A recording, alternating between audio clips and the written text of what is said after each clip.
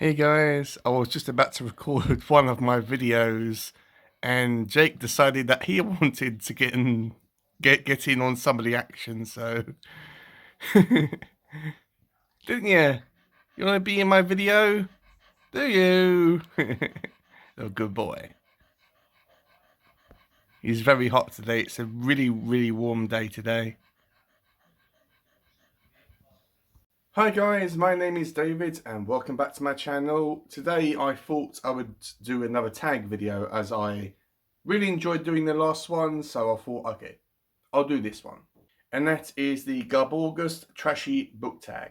Now, for those of you who aren't familiar about what GarbAugust is, basically it's a event that CriminOlly made up, and it's more or less a readathon throughout the whole month of August.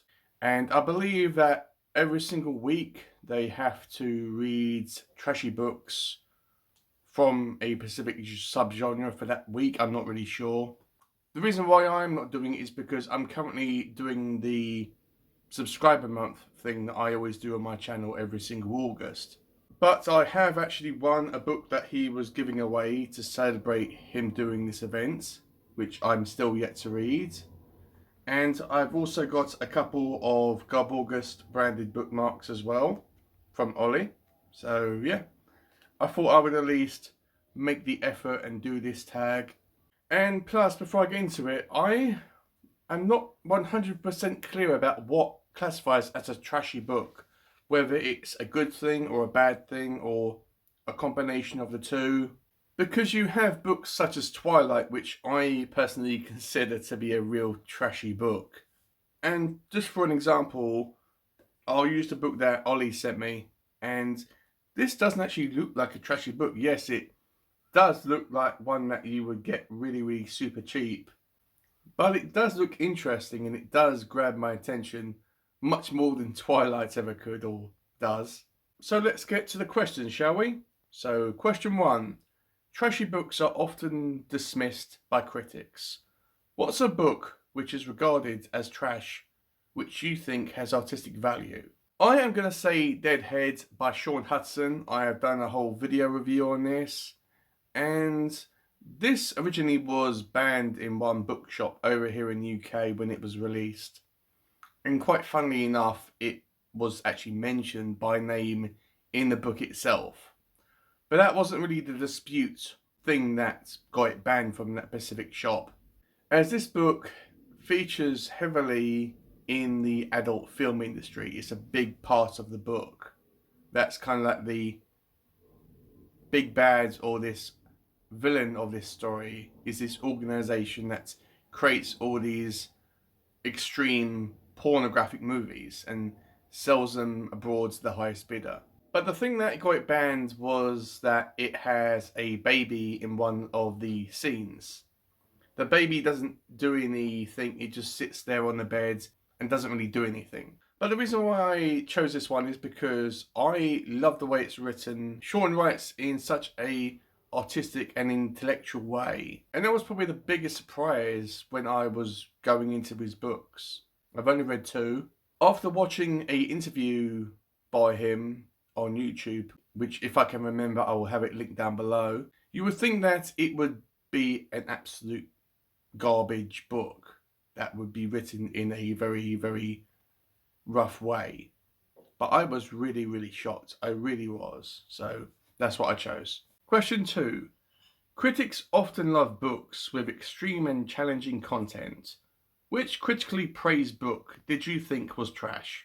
Now, I'm not sure how critically praised this book is or was, but I have come across a few people that have read this and thought it was amazing. And that book being Hex by Thomas Old Hewlett. Sorry, I'm terrible with names. I did this as a buddy reads with Mr. Morningstar. And this book revolves around a small town that is got a witch problem. Her eyes and mouth are sewn shut, her arms are chained, and she is always wandering around the town aimlessly and by herself. She has the ability to reappear and disappear at will at complete random events and areas without any rhyme or reason. And the town has all these cameras and this whole setup where they actually track the witch at all times. Or try to anyway. And you would think that this would be a really, really good scary book. Waking up and seeing this old witch standing over you while you're trying to sleep is enough to give anyone nightmares. But this book was a struggle for me to read. It really was. The characters were okay. The witch was not scary and a joke at times. And if I didn't buy this book brand new, and yes, I still have it, so if you're a fan of this book, don't get upset about that. I've still got it in my room, and I'm still going to try to give it another chance to see if I missed anything. But it was a slog for me to get through. As I said, if I didn't buy this book brand new, I would have DNF'd it. The only reason why I did power through it is that I bought it brand new. Question 3. Not everyone approves of trashy books. What's a book you wouldn't read in public? Now, I'm going to echo back what Pax Panic said in her reaction to this question. I don't give a shit. I'll read anything on the train. If it's got a extreme and outrageous cover, or the title of the book is something outrageous that's going to make people stop and look, it's their problem, not mine. If a book is called 101 Ways to Become a Cannibal, or the Satanist Bible, I will read that on the train if I so wish to. It's my choice, and if people get upset about it, as I said, it's their problem. Question 4. Books about killer animals are almost always trashy. What animal would you like least to be attacked by? I wouldn't like to be attacked by any animal, to be honest. That doesn't sound like a fun day. But the creature that I came up with is a shark. And I was thinking, okay, it would be scary if you were attacked by something like a bear. But you can see the bear. If you're in the woods, you can see the bear at all times. You know what it's doing, you know where it is, and you know how far away it is from you. But with a shark, because it's under the water and you can't actually see exactly where it is at all times, that is what scares me the most, is not being able to see a shark. And yes, I do still get a little bit nervous whenever I do go into the ocean. Question 5. Trashy books often flourish in specific genres. What's your favourite trashy subgenre? I would have to go with creature feature, and what I mean by this is I mean things like werewolves, vampires, which I do consider creatures, like the Universal Monsters type of thing. Question 6. Famous people love to milk their fans by publishing books. Which celebrity would you like to read a trashy novel by?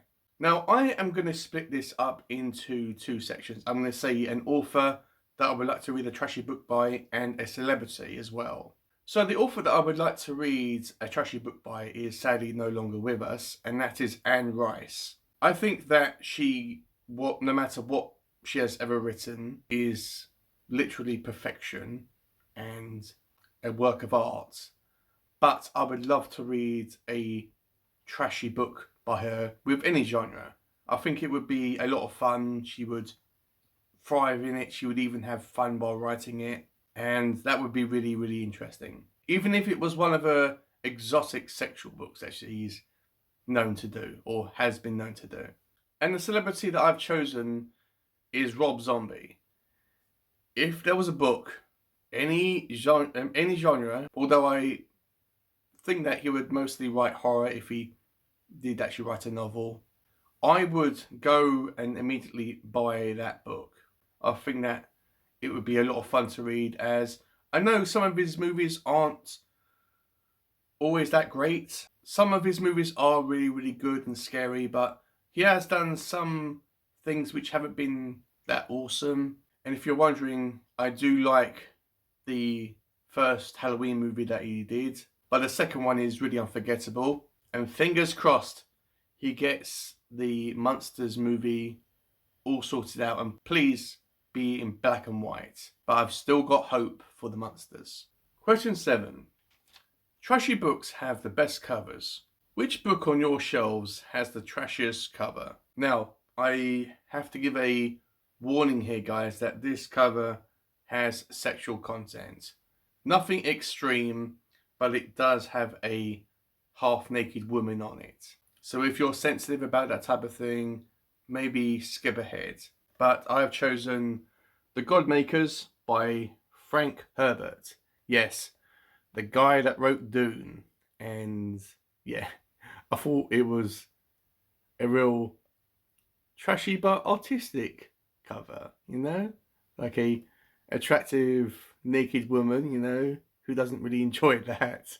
But yeah, I think it's just a product of its time that these were like focused on and marketed towards younger males, and how they thought, okay, if it had a naked lady on the cover, that they would sell more copies of it. But yeah, not sure if this has anything to do with the story, but I'm intrigued now. I'm really intrigued to pick this book up and to see if she makes an appearance in it. Question 8. Trashy books often contain adult themes. What's a book you read before you were old enough to? Now, I didn't read when I was small. I read I started reading on a regular basis about 4 or 5 years ago.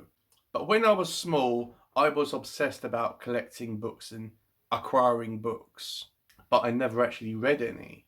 I suppose at that point in my life, I didn't really know what type of books I wanted to focus on and what books caught my attention and grabbed my attention.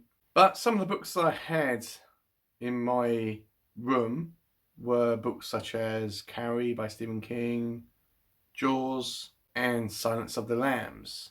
I think I might have been like 12 when I had them books in my room.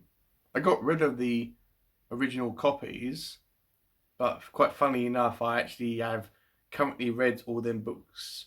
Question 9. If you were a character in a shifter romance, what creature would you want you or your partner to shift into? To be honest, guys, I have no freaking idea. So I'm going to go with werewolf. It would be really cool to transform into a werewolf. Yes, it would probably be a bit painful, but it would be really cool to be this powerful creature of the night. Sounded like Dracula, didn't it? And question 10, which isn't really a question, is tag the trashiest booktubers you know. I have no idea who to tag for this, but if you want to do it, consider yourself tagged. I'll have all the questions linked down below.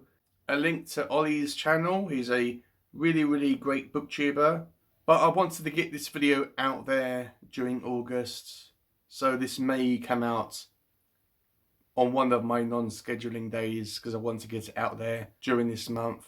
But yeah, if you want to do it, consider yourself tagged. It was a really easy tag to do. I didn't really have to think too hard about any of these questions. So with all that out the way, all said and done, all done and dusted, I will see you guys in the next one. Bye.